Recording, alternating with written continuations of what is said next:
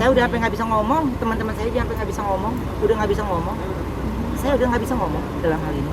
Jadi saya menggunakan hak jawab saya aja ya saya jelaskan sebenarnya. Jadi yang dia ucapkan itu seperti menurut saya ya, seperti menggiring opini. Makanya saya hanya serahkan ini ke Bang Minola untuk tolong dipelajari seperti apa dan bagaimana gitu.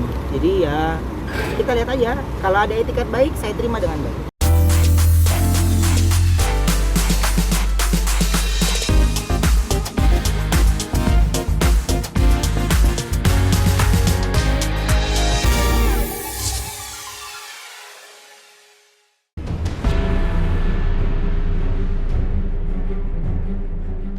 Kehidupan pasangan artis Ruben Onsu dan Sharwenda di layar kaca terlihat baik-baik saja.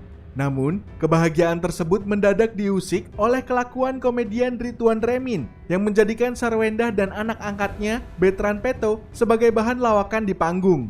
Lantas tersebut membuat Ruben Onsu sebagai ayah sekaligus kepala keluarga harus pasang badan membela anak dan istrinya. Saat ditemui di kawasan Jakarta Selatan, Ruben mengaku mengetahui Ridwan merosting anggota keluarganya dari fans Bertrand sendiri. Buat saya hanya menggunakan hak jawab saya aja gitu. Jadi ya apa yang teman-teman lihat ya itu apa yang dari uploadannya dia gitu. Mungkin sudah ada saya dari juga, ya walaupun dia mungkin di aplikasi saya nggak cari tahu lagi sih. Dia mau hapus mau apapun, tapi saya lihat di YouTube juga masih ada. Nggak tahu mas itu dibalikin lagi ke orang yang menonton. Kalau orang yang nggak suka sama saya sih pasti akan bilang baper loh ini pasti kan gitu. Tapi saya tetap dengan prinsip saya membela anak saya dan istri saya. Saya sih untuk hal ini ya lo ngomong di sosial media ya gue balas lagi di sosial media. Sharwenda aja yang tahu. Nggak tahu kalau Bertrand dia juga megang IG. Nggak tahu kalau dia hari ini dia buka-buka yang lain ya saya juga nggak ngerti. Awal tahunnya dari mana sih kok? Dari fansnya Bertrand. Oke. Dari fansnya Bertrand, terus saya share ke tim manajemennya, terus tim manajemennya juga udah tahu lagi mencari tahu gitu ya udah. Saya emang nggak usah pakai mikir lagi dan akhirnya saya report ke uncle-nya kan secara manajemennya Bertrand, MOP manajemen itu kan undernya Uncle Jordi. Saya ini selaku hanya orang tuanya saja yang membawa Bertrand untuk dipegang sama MOP manajemen. Jadi ya saya serahkan lagi ke manajemennya Bertrand. Makin membuat Ruben naik darah ketika sang komedian menjadikan sang istri dan anaknya sebagai bahan candaan tanpa seizin dirinya. Ditambah lagi, finalis stand-up komedi tersebut membagikan aksinya itu ke akun YouTube pribadinya, diduga perihal menggiring opini publik. Meski demikian, ayah 3 anak itu tak ingin buru-buru melaporkan kepada pihak berwajib. Dia ingin pihak manajemen yang menaungi Bertrand mempelajari permasalahan tersebut terlebih dahulu. Enggak tahu ya, saya enggak. Cuman kalau saya tadi sempat telepon Indra Warkop, teman-teman bisa tanya ya. Saya juga menanyakan sama beliau yang secara senior gitu. Untuk merosting itu ya memang harusnya ya itu harus ada persetujuan dari orangnya. Atau orangnya ada di depan kalian sehingga orang tersebut bisa memberikan jawaban ya. Tapi kan kalau ini kan tidak ada izinnya saya gitu. Jadi ketika dia ada di sana dan terus itu juga dimasukin ke akun YouTube-nya dia kan berarti kan kontennya dia juga gitu. Saya tidak melihat siapa yang ada di depan dia, apa itu sebuah event atau apapun, saya nggak peduli lah gitu. Oh itu event yang udah lama atau apapun, tapi jejak digital itu yang akan terus nanti dilihat oleh anak saya pastinya ke depan. Tak sampai di situ, Ruben juga membeberkan bahwa kasus yang menimpa anak dan istrinya kali ini benar-benar membuat dirinya tak bisa berkata apa-apa lagi selain menyerahkan semuanya ke pihak manajemen Bertrand. Saya udah sampai nggak bisa ngomong, teman-teman saya sampai nggak bisa ngomong, udah nggak bisa ngomong. Saya udah nggak bisa ngomong dalam hal ini. Jadi saya menggunakan hak jawab saya aja ya saya jelaskan sebenarnya.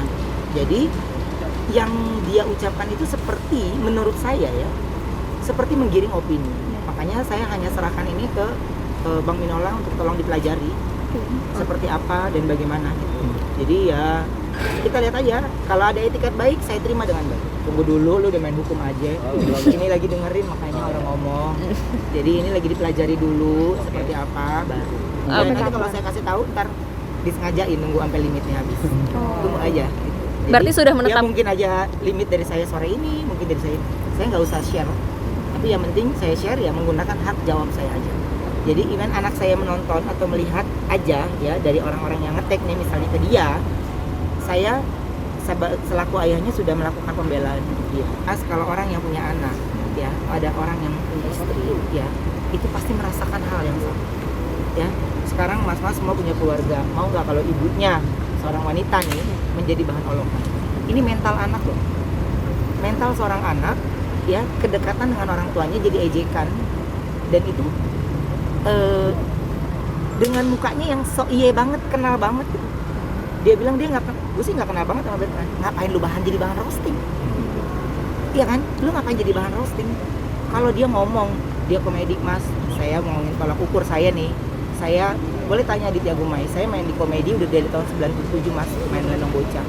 Jadi saya juga tahu, saya bercanda sama Ayu, sama Igun, sama Wendy di acara yang saya bawakan, itu semuanya janjian. Nanti gini ya, nanti gini ya, nanti gini ya.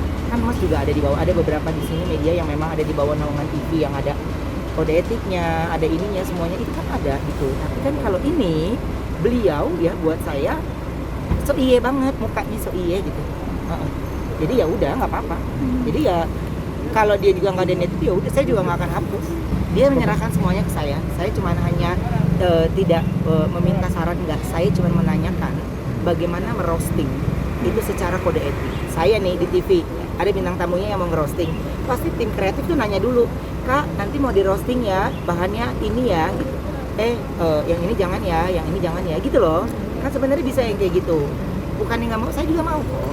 Tapi ya lu janjian lah, jangan ini gitu. Jadi ya susah juga gitu naikin. Saya ngobrol, jadi makanya saya tidak jawabin teman-teman saya memberikan support tuh. Jadi saya bukannya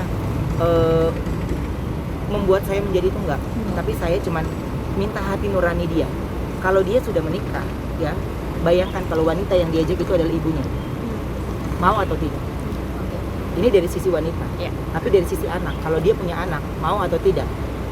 Jika anak lu memeluk lu suatu saat nanti, anak lu mencium lu suatu saat nanti, tapi menjadi bahan ejekan orang lain, dan menurut saya tidak pantas. Itu diserahkan sama uncle, jadi saya serahkan semua ke uncle gitu, karena ya beliau tahu semuanya, jadi ya biarkan tim manajemennya Bertrand juga yang Siap, terima kasih banyak kok.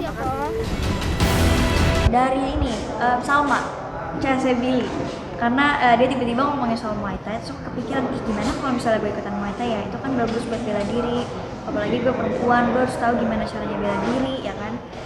Aku soalnya nggak mau jadi bisa dibilang kayak perempuan yang lemah, aku nggak suka dibilang kayak gitu. Artis muda dan berbakat Sadrina Michelle belakangan ini popularitasnya di dunia hiburan tengah melejit setelah membintangi sejumlah sinetron lantas membuat dirinya disibukkan oleh kegiatan syuting. Namun tak banyak yang tahu bahwa Dara 14 tahun ini juga tengah membagi kesibukannya untuk mengikuti seni bela diri Muay Thai di lokasi syuting. Hal tersebut dibeberkan Sadrina saat ditemui tim Bintang Mas di sela-sela waktu luangnya. Baru-baru banget, aku nih malam badannya sampai sakit-sakit hari ini. Kaki aku sakit, paha aku sakit, perut aku sakit karena aku 2 hari ini Muay Thai. Emang belajar Muay Thai. Sadrina sendiri mengaku ingin mengikuti jenis bela diri asal Thailand itu karena tidak ingin dirinya sebagai wanita dianggap lemah. Bahkan, gadis kelahiran Lampung itu juga menyebut jika dirinya harus merasakan sakit pada tubuhnya. Dari ini Salma, saya Billy, karena dia tiba-tiba ngomongin soal Muay Thai, terus kepikiran gimana kalau misalnya gue ikutan Muay Thai ya, itu kan bagus buat bela diri, apalagi gue perempuan, gue harus tahu gimana caranya bela diri ya kan. Aku soalnya nggak mau jadi bisa dibilang kayak perempuan yang lemah, aku nggak suka dibilang kayak gitu. Jadi kayak gue harus bisa apapun, gue pengen nyoba apapun itu, mau gimana pun susahnya gue harus nyoba. Karena kayak ya udah, terus dia bilang gue punya private ini nih, guru private, besok kita belajar ya udah akhirnya belajar, terus fun ternyata. Sulit sih pasti, tapi ya aku ngikutin arahannya aja, terus gimana cara belajarnya. Tapi yang paling sakit adalah badannya paling sakit-sakit semua gitu. Sambil jalan aja tuh susah, duduk aja tuh susah gitu. Kalau aku ya, aku emang pengen semuanya tuh aku coba karena menurut aku masih muda, why not gitu. Aku coba semua hal yang bisa aku lakuin, kenapa enggak? Apalagi aku masih muda, aku masih pengen tahu banyak hal. Jadi semasa aku masih bisa, aku pengen lakuin semua itu. Muay Thai itu kayak lebih hobi-hobi yang ya berapa seminggu, berapa kali gitu aja sih. Tapi pasti aku bakal lebih pengen tahu sama basic-basicnya aja. Kalau terlalu tekunin sih enggak, tapi aku pengen tahu basicnya aja kayak gimana gitu. Lebih lanjut, Sadrina membeberkan jika saat ini dirinya harus membagi waktu antara syuting dan melakukan kegiatan Muay Thai. Untuk mendapat hasil yang maksimal, dia harus menggunakan waktu istirahat syutingnya untuk Muay Thai. Tahu. Gimana responnya? Ya ngedukung sih. Maksudnya kayak ya udah terserah kamu kayak gimana, yang penting ya selama itu baik kenapa enggak gitu. Olahraga paling kan Muay Thai doang. Soalnya kalau kebanyakan aku ambil pekerjaan kayak aktivitas, akunya pun juga syutingnya setiap hari kan. Jadi itu pun susah bagi waktunya. Belajar ya. Belajar itu seru banget karena setiap hari setelah aku Muay Thai aku lakukan sesuatu yang berbeda. Aku belajar kayak emang aku tuh suka Muay Thai, aku suka fight gitu kan. Jadi ya itu seru aja gitu ngelakuin. Apalagi ada temen gitu. 1 jam doang. Jadi emang selesai syuting, break makan siang nih, langsung Muay Thai. Terus aku nggak istirahat, aku langsung Muay Thai, makan pun enggak. Jadi aku langsung Muay Thai, aku langsung olahraga. Habis itu langsung dijemput, langsung tag, makannya di lokasi set. Pemanasan ya pasti, kardio, ngebentuk badan gitu-gitu. Habis itu baru inian ya, fight-nya. Itu sih lebih ke teman aku Salma, yang jadi Salma itu dia emang punya private coach gitu, jadi private coachnya datang ke sini. Sekarang emang lagi diwaktuin kayak setiap hari Jumat, karena kan hari Jumat orang pada sholat ya, jadi ya itu pasti waktunya lebih luang gitu. Pegel-pegel pasti, so aku sambil biru-biru kakinya, karena kan aku kayak nendang atau kena apa gitu kan ya, pasti badannya pada sakit-sakit semua itu pasti. Sempat ngeluh nggak pas lagi tag syuting? Kadang sih, kadang kalau misalnya jongkok nih aku sekarang kayak susah banget jongkok, terus kalau berdiri harus pegangan apa gitu. Saya juga DM Pak Arya langsung kan, saya bilang Pak Arya, oh itu maaf tadi saya nggak tahu loh kalau ada ganjil genap. Iya Mbak Ayu, saya juga punten ya, ini juga baru di Bogor gitu, lain kali hati-hati ya, gitu doang.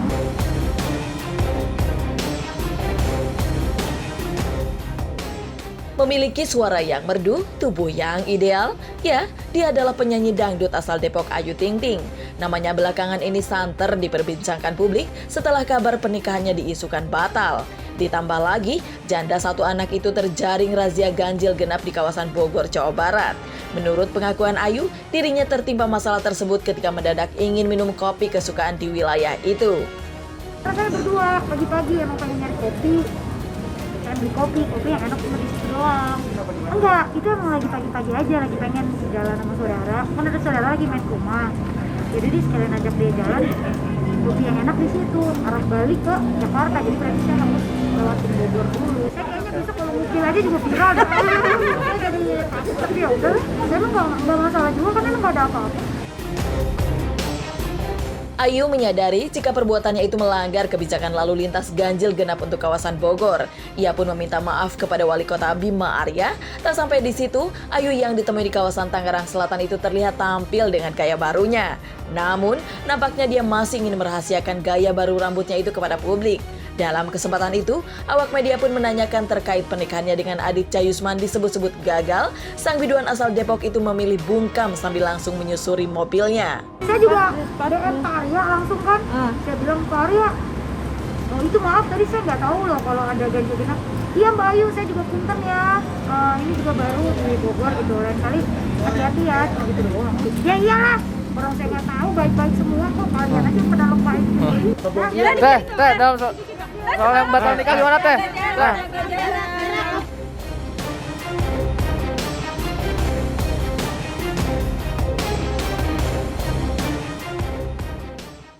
Mbak, jangan doain dong.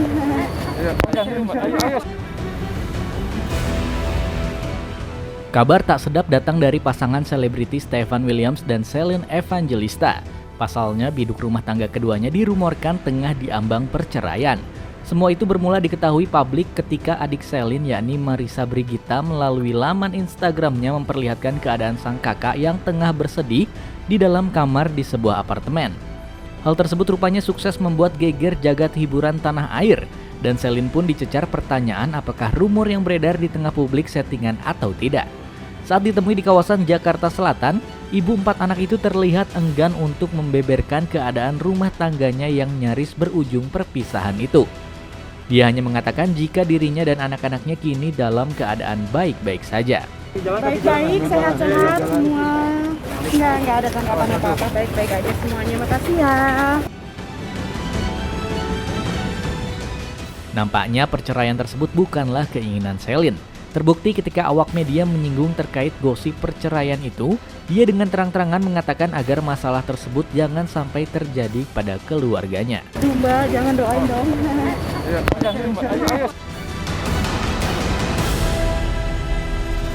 Ingin sih, tapi sekarang fokus kuliah dulu deh aku kayaknya.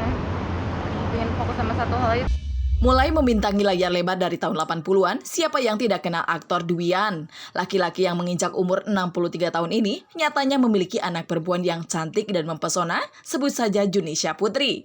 Sudah beranjak remaja, sang ayah sangat mendukung Junisha dalam memilih jalan hidupnya. Akan tetapi, Dwi Yan selalu menasehati buah hatinya agar tidak keluar jalur. Kita kan udah dari kecilnya ya gimana, menanganinya gimana anak ya udah. Karena ya bukan masalah, ada penambahan. Ingin sih, tapi sekarang fokus kuliah dulu deh aku kayaknya. Pengen fokus sama satu hal aja, takutnya kebagi-bagi kan kalau udah. Kalau aku mengarahkan tidak, silahkan aja. Karena kan otaknya nggak sama sama gua kan nggak sama. Si anak pengen A, gua pengen B, nggak bisa. Gua nggak mau seperti hari itu, nggak mau.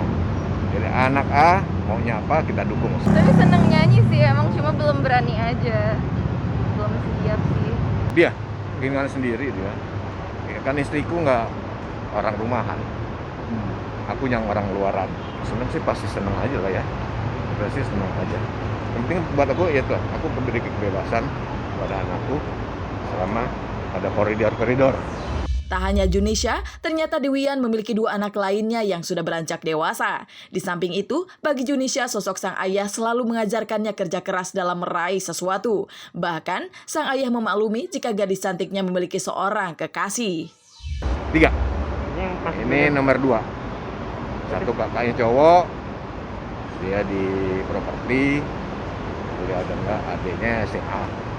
Ayah keras enggak sih? Ya tadi yang kayak bilang kok kayak terserah apa aja, ya nggak pernah nuntut apa-apa, nggak pernah nyuruh apa-apa, asal emang kalau udah kita udah tahu mau ngapain harus serius, harus kerja keras. Kalau remaja gini kan pergaulan kita tahu lah ya, apalagi Jakarta gitu. Aku sih wanti-wanti aja. Anak segini kita bilang nggak pacaran, ya udah mulai seneng-senengan, ya kan? Ini udah rahasia umum. Silakan pacaran. No comment deh. Udah no comment. Lagi pengen perbanyak teman aja sih, banyak relasi di umur segini ya kan.